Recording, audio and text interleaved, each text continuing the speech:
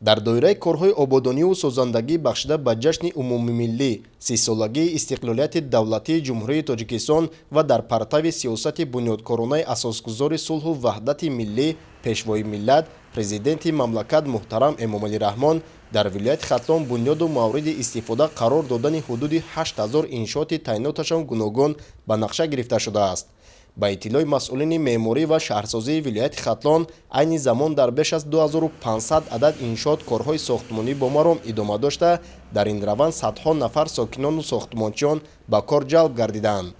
иншооти бунёдшавандаи ба нақша гирифташуда асосан ба беҳдошти сатҳи инфрасохтор ва дар маҷмӯъ барои муҳайё гардидани шароити арзандаи рӯзгори сокинон равона гардида, аз корхонаҳои истеҳсолии саноатӣ, муассисаҳои таълимӣ, беморхонаву бунгоҳҳои тиббӣ, маишиву хизматрасонӣ, роҳу пулҳо, аз навсозии боғу гулгаштҳо, сохтмони варзишгоҳу майдончаҳои универсалии варзишӣ, кашонидани оби нӯшокӣ ва ба ҳамин монанд иншоотҳо иборат мебошанд. мақомоти иҷроии ҳукумати давлатии вилояти Хатлон баҳри дар амал татбиқ намудани сиёсати хиратмандонаи асосгузори сулҳу ваҳдати миллӣ пешвои миллат дар самти корҳои ободониву бунёдкорӣ ва бо тӯҳфаҳои арзанда пешвоз гирифтани ҷашни сисолагии истиқлолияти давлатии ҷумҳурии Тоҷикистон тамоми чораҳои заруриро меандешад. Ба ҳолати 1 июли соли ҷорӣ дар шаҳр ноҳияи вилоят бо дастгирии бевоситаи ҳукумати ҷумҳурии Тоҷикистон ва соҳибкорони маҳаллӣ зиёда аз 7654 адад бинои иншоотҳо ба нақша гирифта шуда, дар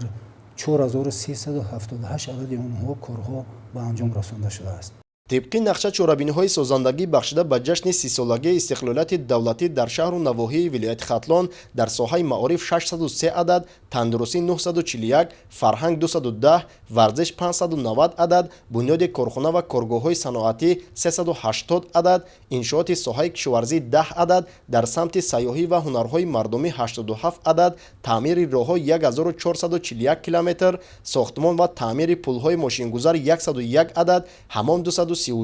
сартарошхона 435, кушонаҳои ҳусн 193 адад, кашидани хати оби нӯшокӣ 517 километр, марказҳои хизматрасонӣ ва савдо 483 адад ва дигар бинову иншоотҳо 2140 ададро ташкил менамояд. дар маркази маъмурии вилояти Хатлон шаҳри Бохтар бунёди як зумра бинову иншооти муосири маъмурию истеҳсолӣ ва савдову хизматрасонӣ, ҳамчунин бунёду ба куллӣ аз навсозии гулгашту боғҳои фароғатии мавҷуда, таъмири роҳҳо, сафолакпӯш кардани роҳравҳо, чарғонкунӣ, сохта ба истифода додани майдончаҳои варзишиву ҷойҳои бозии кӯдакон ва дигар инфрасохтори ҷавобгӯ ба талаботи шаҳрдорӣ ба нақша гирифта шудаву имрӯзҳо раванди босуботи корҳои ободонӣ дар чунин иншооти бунёдшаванда хуб мушоҳида мегардад.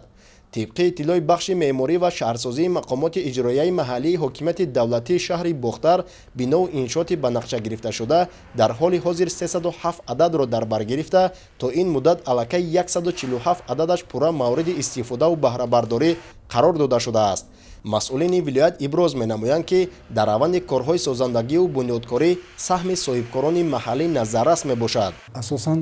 саҳми соҳибкорони маҳаллӣ ва дастгирии намояндагони ҳукумати ҷумҳурии Тоҷикистон дар шаҳру ноҳияҳо баръалоҳис карда мешавад. бахусус дар ноҳияҳои Данғара, ноҳияҳои Балҷувон, Ховалинг, Муминобод, шаҳри Кӯлоб, шаҳри Бохтар назаррас мебошанд. корҳо ҳис карда мешавад ки симои ҳар як маҳалли аҳолинишин аз деҳаҳои дурдаст сар карда то деҳаҳои калону марказҳои маъмурӣ ҳусни худро ба тамоман дигаргун кардаанд. ҳам аз ҷиҳати корҳои ободониву кабудизоркунӣ, ҳам дар масъалаи равшаннамоӣ худи биноҳову кӯчаҳо мо соли 2020ро бо қарори раиси вилоят соли чароғонкунии ҷамоатҳои шаҳраку деҳот эълон кардем ва дар ҳамин замина корҳои назаррасе ба сомон расода истодааст. мо дар ҳамин замина зиёда аз 5200 ҷойҳои кори доимӣ ва 12000 ҷойи кори мавсимӣ дар ҳамин иншоотҳои ҷашнӣ шаҳрвандон фаро гирифта шудааст. дар ҳамин доира имрӯзҳо бо иқдоми соҳибкори маҳаллӣ Амирулло Асадулло дар шаҳри Бохтар корҳои сохтмонӣ дар муассисаи таълимӣ ва табобатии Даво бо вусъат идома дошта, аллакай дар он қисмати беши корҳои сохтмонӣ ба анҷом расонида шудааст. иншооти бунёдшаванда дорои маҷлисгоҳ барои 350 нафар, ошхона, толори варзишӣ ва синфхонаву аз утоқҳои корӣ иборат мебошад. айни ҳол дар дохили бино корҳои рангуборкунӣ, сафолакпӯш кардани фарши дохили муассиса, васлу насби таҷҳизотҳо ва дигар корҳои пардозгарӣ аз ҷониби сохтмончони соҳибтаҷриба идома дошта, сифати корҳои бунёдӣ зери назорат қарор дорад. тибқи иттилои масъулин, аз рӯи нақша баъди пурра анҷом ёфтани корҳои сохтусоз ва мавриди истифода қарор гирифтани ин муассисаи таълимию табобатӣ дар соли аввал 300 донишҷӯ, дар соли дуюм 600 нафар ва ба ҳамин тартиб дар соли сеюм то 900 нафар қабул ва ба касбомӯзӣ фаро гирифта мешаванд. инчунин дар бинои муассисаи мазкур 100 кат барои табобат пешбинӣ шудаасту дар он 210 нафар табибону дигар мутахассисони соҳа ба кор ҷалб мегарданд. дар асоси дастури супоришҳои асосгузори сулҳу ваҳдати миллӣ, пешвои миллат, президенти ҷумҳурии Тоҷикистон муҳтарами Муллаи Раҳмон дар кӯчаи Ҷалилови маҳаллии маданияти шаҳри Бохтар аз ҷониби соҳибкори ватанӣ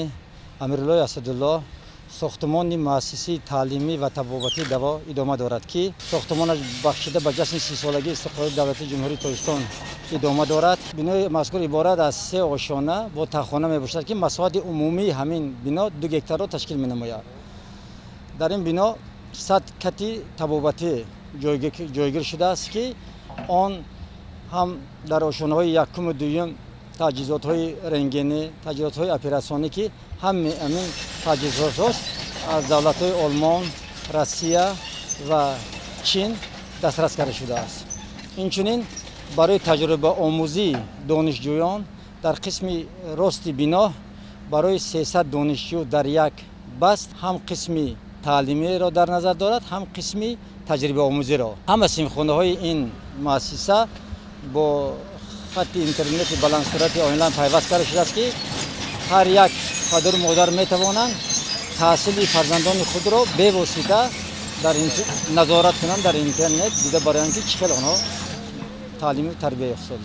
қобили зикр аст ки ҳамзамон аз ҷониби ҳамин соҳибкор оилаи Асадуллоевҳо дар маркази шаҳри Бохтар як бинои 12 ошона бунёд гардида, дар он охирин корҳои васлу насби хатҳои барқу об ва рангуборкунӣ идома дорад. аз рӯи нақшаи сохтмончон дар ошонаи якуми ин бинои замонавии тозабунёд тарабхона бо усули хизматрасониҳои аврупоӣ, кошонаи ҳусни мардонаву занона, дар ошонаи дуюм барои қабули сайёҳони хориҷиву дохилӣ меҳмонхонаи муосир ва дар ошонаҳои болои 80 адад хонаҳои истиқоматӣ ба нақша гирифтаанд. бинои мазкур бо назардошти талаботҳои меъморию шаҳрсозӣ бунёд гардида дорои таваққуфгоҳи нақлиётӣ мебошад. инчунин барои истироҳату фароғати сокинону кӯдакон дар назди бино аз ҷониби соҳибкор майдончаи замонавӣ бунёд карда мешавад. ба гуфтаи ташаббускорон баъди пурра мавриди истифода қарор гирифтани иншооти мазкур 50 нафар сокинон соҳиби ҷои кори доимӣ мегарданд. ба ҳамин монанд корҳои ободониву сохтмонӣ дар дигар иншоотҳои ба нақша гирифташудаи ҷашнӣ идома дошта,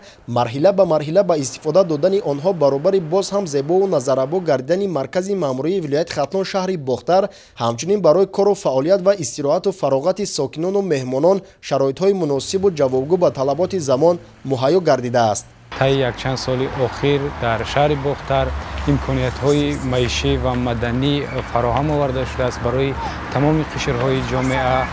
аз ҷумла гулгаштҳои нав бунёд гардидан, роҳравҳо, ҷойҳои нишаст ва умуман муҳити шаҳр зебо, тоза шуда истодааст. ин имкон медиҳад, ки кӯдакон, наврасон ва умуман калонсолон дар вақтҳои холигӣ ба сайру гашт бароянд, аз дар як муҳити зебо истироҳат ва фароғат кунанд. дар идомаи корҳои ободонӣ дар доираи ҳамкориҳои ҳукумати ҷумҳурии Тоҷикистон ва ҷумҳурии мардумии Чин айни замон дар чанд кӯчаву маҳаллаҳои шаҳри Бохтар таъмиру таҷдиди роҳҳои мошингард, ки беш аз 25 километрро дар бар мегирад, бо назардошти меъёрҳои муосири роҳсозӣ ва ба инобат гирифтани хатҳои обпартоии канори роҳ, сафолакпӯш кардани роҳравҳо ва чароғонкунӣ идома дорад. сифати корҳои сохтмонӣ дар иншооти бунёдшавандаи ҷашнӣ зери назорати мутахассисон қарор дошта, рӯз аз рӯз бо қомат афрохтани биноҳои баландошонаи истиқомативу корхонаҳои истеҳсоливу хизматрасонӣ симои шаҳри Бохтар ба куллӣ дигаргун мегардад. ба ҳамин тартиб раванди корҳои сохтмониву ободонӣ дар шаҳри Леваканти вилояти Хатлон ҳам идома дошта, дар ин ҷода саҳми соҳибкорони маҳаллӣ низ назаррас мебошад. дар шаҳри Левакант бахшида ба 30-солагии истиқлолияти ҷумҳурии Тоҷикистон 95 иншооти ҷашнӣ ба нақша гирифта шудааст ки аз 95 иншооти ҷашнӣ то имрӯз 54 иншооти ҷашнӣ мавриди истифода қарор дода шуд ки ин 57% иншооти ҷашнро дар бар мегирад. баробари дигар шаҳру ноҳияҳои вилоят баҳри сазовор истиқбол гирифтани ҷашни 30-солагии истиқлолияти давлатии кишвар дар ноҳияи вахш нақша чорабиниҳои ободонию созандагӣ таҳризӣ ва мавриди амал қарор дошта то имрӯз корҳои муайян ба анҷом расонида шудааст. бино ба маълумоти бахши меъморӣ ва шаҳрсозии ноҳияи вахш ба ҳолати имрӯза бунёди 342 адад бинову иншоот ба нақша гирифта шудааст ки дар соли 2018 55 адад, дар соли 2019 72 иншоот ба истифода дода шудааст. дар соли ҷорӣ бошад мавриди баҳрабардорӣ қарор додани 146 адад иншоот ба нақша гирифта шудааст ки аллакай 13 адади он ба фаъолият оғоз намуданд. имрӯз соҳибкорон умуман мардуми ноҳияи вахш бо як хушнудӣ аз сиёсати пешгирифтаи асосгузори сулҳу ваҳдати миллӣ пешвои миллат президенти ҷумҳурии тоҷикистон муҳтарами эмомалӣ раҳмон ҷонибдории амиқ намуда ҳамагӣ дар корҳои ободонию бунёдгорӣ саҳми арзандаи худро гузошта истоданд ва мо бо боварии комил гуфта метавонем ки ноҳияи вахш дар қатори дигар шаҳру навоҳии ватани азизамон 30-солагии истиқлолияти давлатии тоҷикистонро дар сатҳи баланд бо